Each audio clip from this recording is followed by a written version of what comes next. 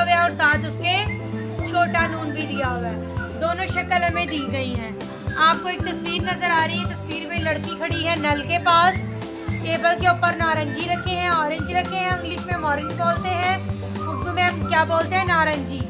और सामने आपको नान रखा हुआ नजर आ रहा है। अच्छा जी, अब हम देखते हैं कि हमारी कहानी में हमें क्या बताया गया है। के लिए नारंगी और नान लाए, उसने नलके के पानी से हाथ धोए और खुश होकर चीजें खाई। हमें कोई चीज भी खाने से पहले हाथ धोना चाहिए।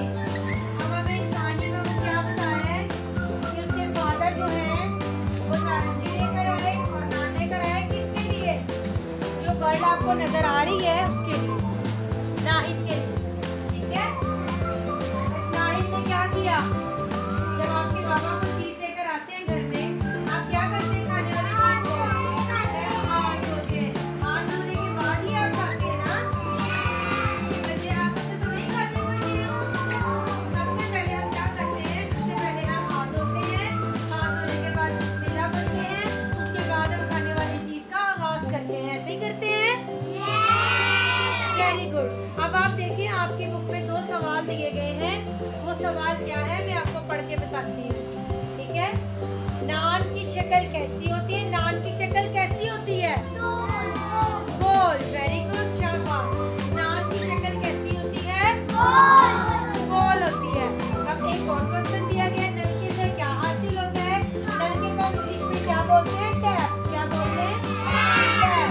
टैप। उर्दू में हम क्या बोलते हैं? नलका। नलका ही बोलेंगे ना उर्दू में। और इंग्लिश में क्या बोलते हैं? टैप बोलते हैं। तो हम नलके से क्या हासिल करते हैं? पानी। जब आप नलका खोलते हैं, नलके में से क्या निकलता है? पानी। तो पानी से ही आप हैंड वॉश करते हैं ना? तो अब हम देखते हैं कि नून से जो बनने वाले लफ्ज है हमारी आज की कहानी में कौन कौन से हैं। नून की आवाज क्या होती है? न। क्या होगी? नून ना नलका, नून ना नान, नून ना नारंगी, नून ना नारंगी, नून ना नान, नून ना नाहिद।